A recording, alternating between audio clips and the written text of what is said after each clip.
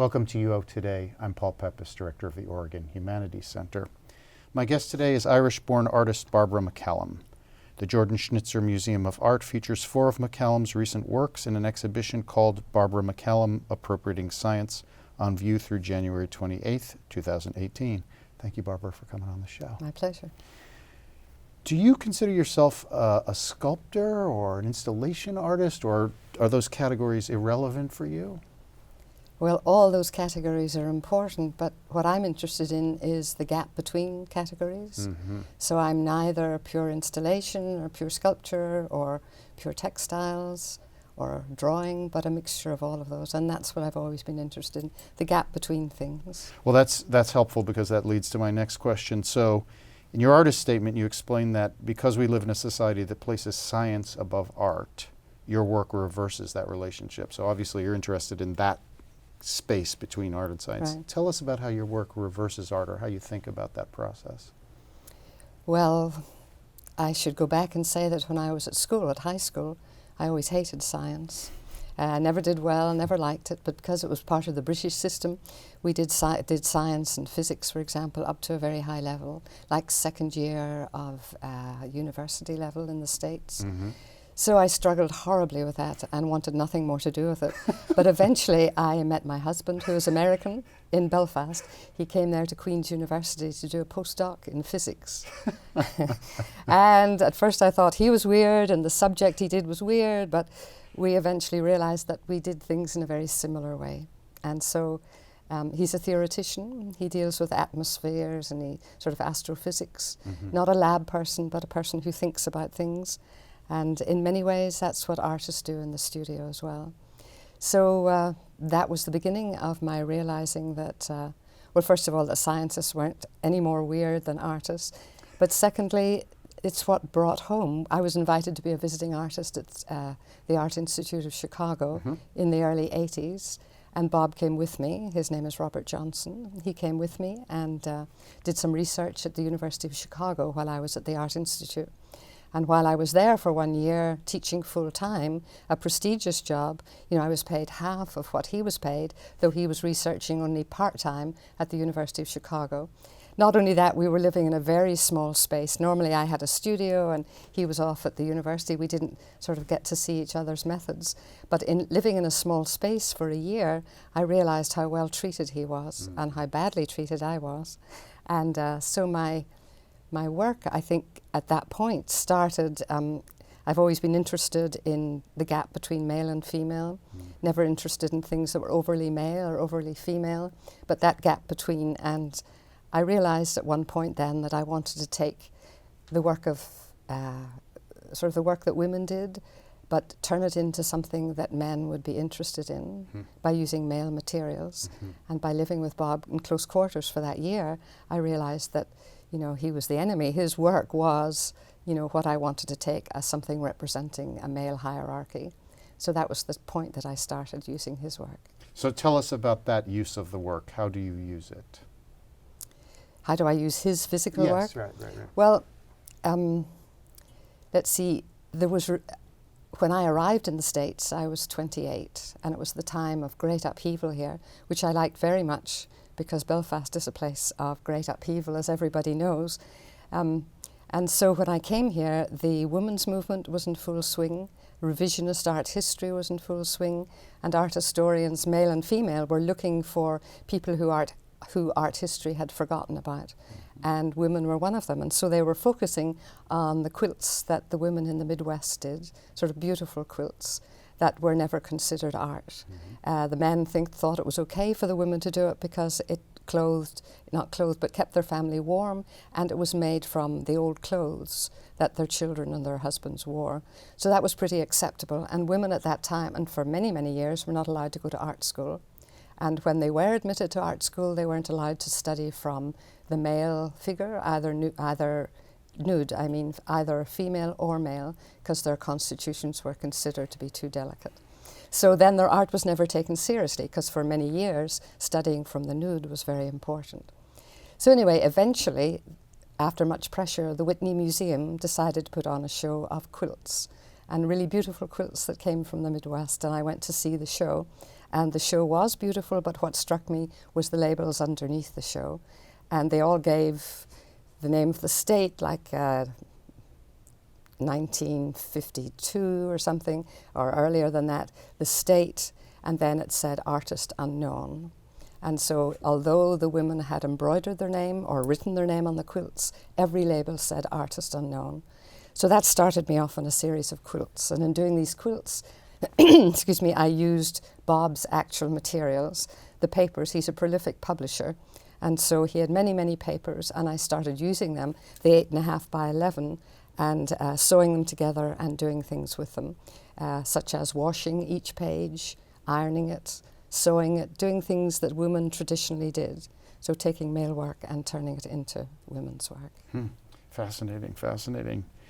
A number of the works on display at the Jordan Schnitzer evoke women's clothing, and I think this relates to what you're saying. Say something about that use. So you just talked about the quilt, and the more recent work explores those dynamics more fully. Want to say something about that? Yes, what the works that are in the show, in the gallery here, don't really relate to the quilt, but they are directly come from that. Those pieces I thought of as half female, half male, sort of otherworldly figures, a third sex, if you like. They are male in that the hard body cast is made from Bob's body. So I took his papers and cast his body. In these pieces, it's only partial cast, but many others I cast his whole body. So if he has his arms out like this, I would cast his arms, tearing out the words that I liked out of his papers and ignoring the rest. So the words are there, and then I would dress him, and in the gallery, the pieces you see, they're dressed in garments that are sort of theatrically female, and so that's the bringing together of those two things. If you look at one, there's a flat chest, Bob, and then there's a bra that's sort of based on, I'm interested in fashion as well, and it's taken from Jean-Paul Gaultier, the fashion designer, and more commonly Madonna. He dressed Madonna in her famous iconic bra, and so things like that. So it's the bringing of male and female together in that way. I assume that your husband is an active collaborator, or at least a willing collaborator. My husband is, yes, he's very actively collaborating. He's a frustrated artist, which is what he's well known for in his field of theory, in that he's very imaginative and he comes from that angle. His father was an artist, went to the Art Institute of Chicago, and he had 6 children and realized he couldn't support them. And so he became a director of an art firm, and all his life he was very bitter that he couldn't continue being an artist. And so when he had 6 children, when they became old enough to decide what they wanted to do, the oldest one, who's not Bob, wanted to be an artist, wasn't allowed. Bob wanted to be an artist. And the father in every case said, if you're good at something else, that's what you should be doing. So Bob was good in science, so he was pushed into science. But the whole time through his PhD, he took classes in drawing and painting. So he's very happy living through what I'm doing. That's a very common question. The next question is, when are you getting divorced? I won't ask you that one. So you mentioned that when I asked you the first question, do you think of yourself as a sculptor, as an installation artist, as a textile artist? You said, I think of myself between. I'm interested in the spaces between. Because your work is three-dimensional and it occupies space in where it's on display, are you involved and interested in that question of how the work is in space and the nature of the relationship between the viewer and the work as they move through space? Well, that is a good question, and if you'd asked me that 5 years ago, I would have said very interested.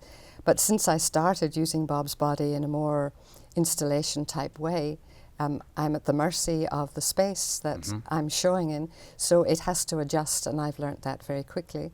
So the last time I showed work like this, the gallery was completely black, and there were just theatrical spotlights here and there. The work looked very different, very theatrical. I live in New York half the year, and I go to the theatre maybe 4 or 5 times a week, each evening, and I go to dance a lot, and I look not just at the movement, but at the lighting and at the spaces, the negative space between the dancers, and all of that is of great interest to me. And so how the pieces are lit and the space is very important, but I have to be pretty adjustable. Can you say something about your preferences about that, or is it very changeable? I mean, Well, do you prefer to have them seem theatrical? Is that preferable? Well, that's how I start off, and that's how I do it in my studio. You know, when I look at the work in the studio, I blacken it completely, and I have a series of theatrical lights that I pin light the bits that I want, and I'm really excited. I think that's terrific. And then I go to put it in a gallery, and it looks totally different. So at first I was horrified by that and thought, wow, you know, I just can't have this. And then I realized that's ridiculous. So each space it's shown in, the work looks totally different, and I've learnt to really enjoy that. And that feeds into when I look at it, and every artist will say this, when you show your work, you see your work clearly for the first time. You know, in the studio, your studio is a mess and you're involved in everything. But here, it's in a clean space, the public is there, it's like it doesn't belong to you any longer, and so you see it in a totally different way. So the whole time I'm installing this show, once I'm over the trauma of the beginning, placing things, I realize that, you know, I can see exactly what I want to do next. So it's very useful that way. Can you tell us a little bit about this particular configuration of your work? What pieces, or how you've thought about the space that the work is being shown in here? Well, when I saw the space, and I knew the footage before I came, but I hadn't been here physically. So I knew the space and I measured it out in my studio, but it still is never quite that way. So it was clear the first thing I had to install, there's a piece with the arms out, and then it has a train. And there's a fan that sits in front of it that's on a timer, and every minute, is it a minute it's set on, the wind whooshes up and the train flies up in the air, and then the fan goes off and it falls down. And this piece is meant to be representative. In fact, the 4 pieces are meant to be representative of my married life, which I've been married now for nearly 50 years, so a long time. So no divorce in sight. I need to hold on to Bob so I can make art. Yeah. So when he listens to this, he'll laugh. So anyway, the piece with the veil is meant to represent the wedding, you know, the beginning of the marriage. And that piece is wearing a vest, which I think of as an armor. I took each page of this particular paper. In general, I use one paper. I like the title, and this title, which I can't remember because it's a scientific title, but it involves something mechanical, and it involves cloud spreading. And so I thought of the veil rising up in the air as cloud spreading and fault, and then I thought of the fan as the very male part that blows it up in the air and then it falls down. So I had to install that piece first because it took up so much space. But I have installed that in another space, other galleries, where the fan is much closer and the gallery is completely black. So it looked very different then. When the fan is close, the veil blows up to the ceiling and then slowly falls down. Here, the fan had to be tucked out of the way, and so it only blows up a little bit and then falls. But it's still fine. So I didn't realize that you just explained that you actually consider, to some degree, the content of the scientific papers in the construction or in the conception of each of the pieces. Is that typically what you do? That is typically, not always, but typically. I go through Bob's papers, and one of them sort of hits a chord, and I say, okay, I like that. And then I go through the paper, and to cast his body, I tear out the words that I like and ignore the words I don't like, sometimes burning them out, because burning is involved as well. And so the title of the paper is important. Can you say a little bit more about this processing of the papers that you do? You just mentioned that sometimes you burn them, you said you wash them, you iron them, and you mentioned that you think of this as a kind of women's work, a kind of traditional taking back. Are there other kinds of things that you do to the pieces of paper, to the documents, aside from the ones you've mentioned?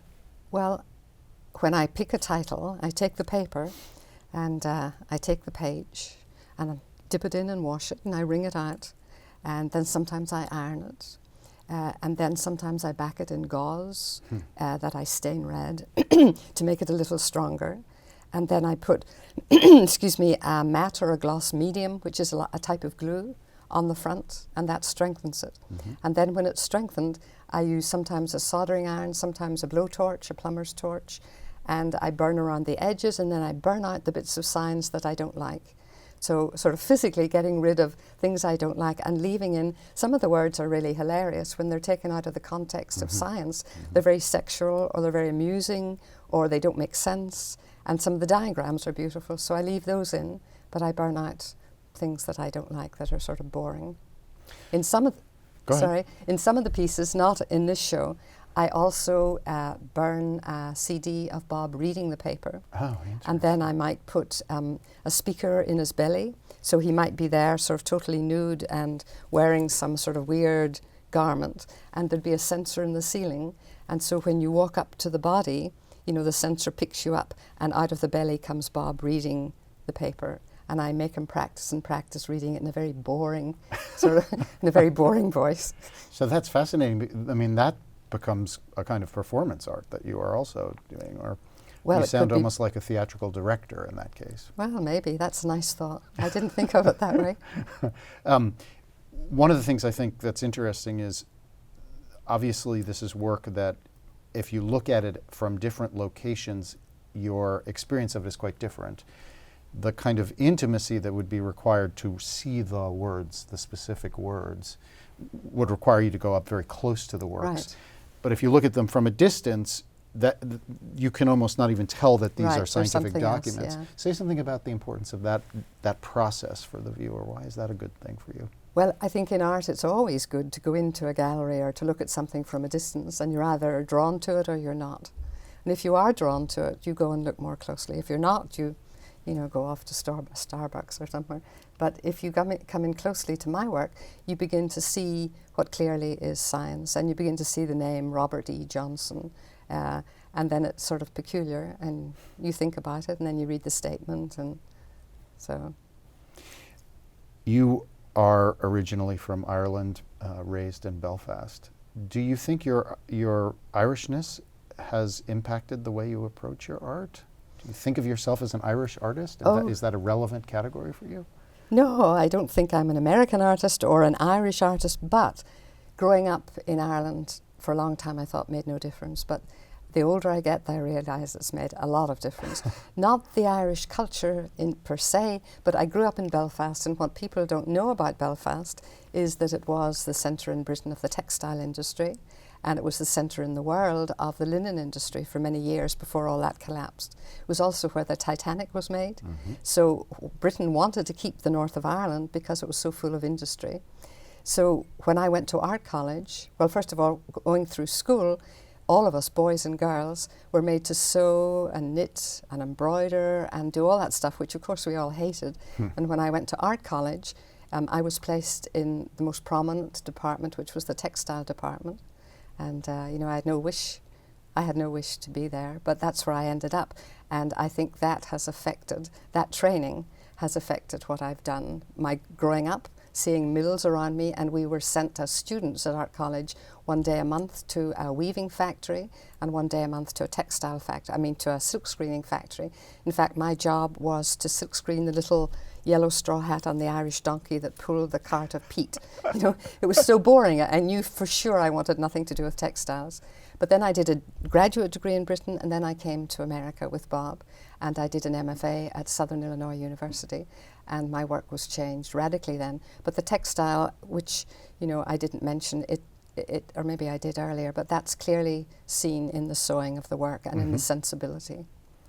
Say a little bit more about that transformation that happened to you at Southern Illinois.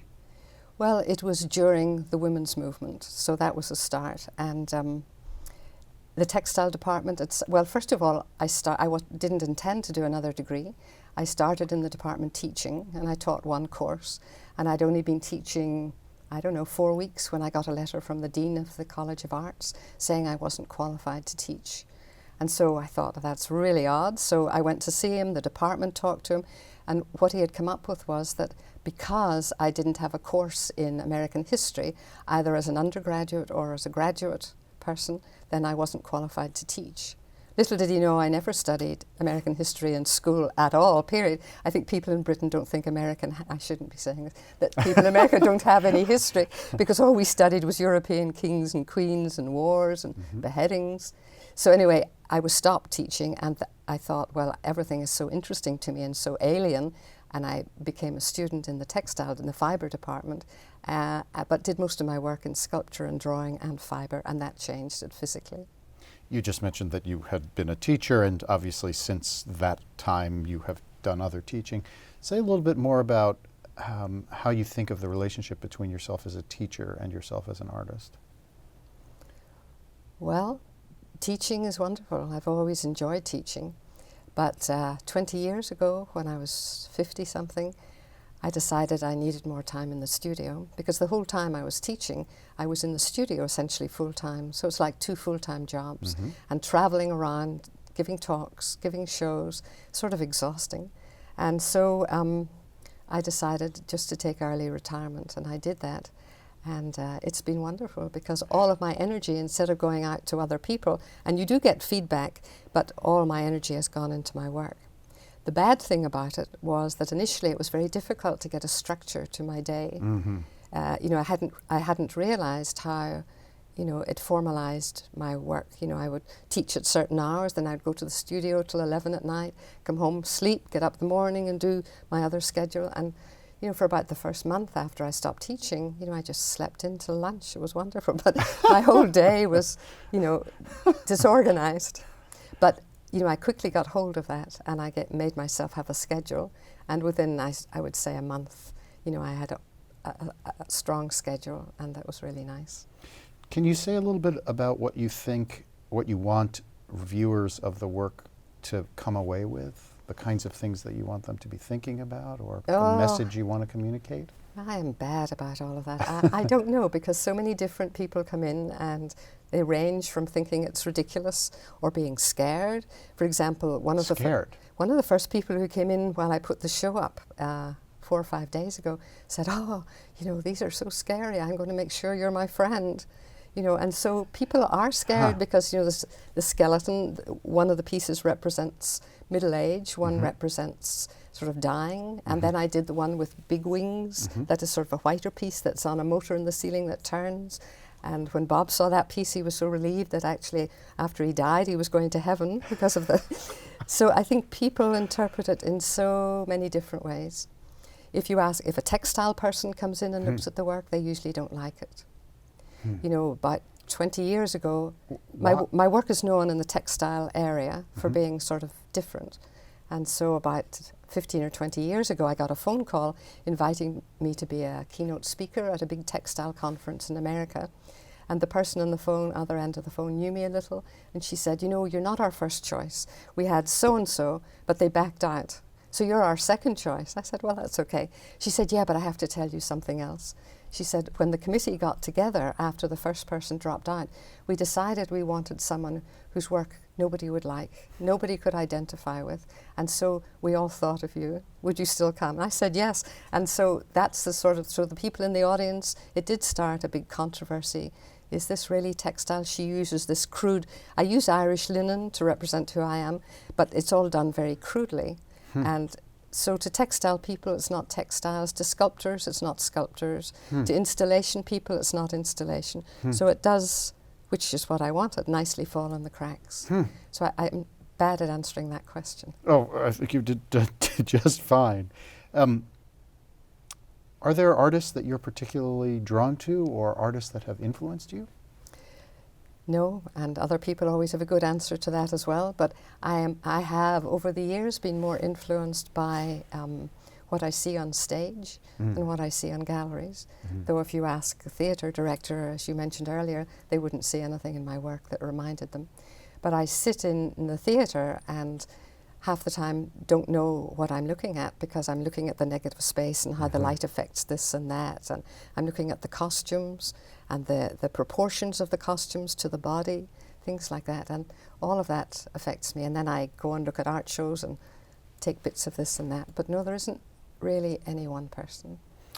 Are there artists or designers, clothing designers, who you would advocate that people should seek out and look at their work?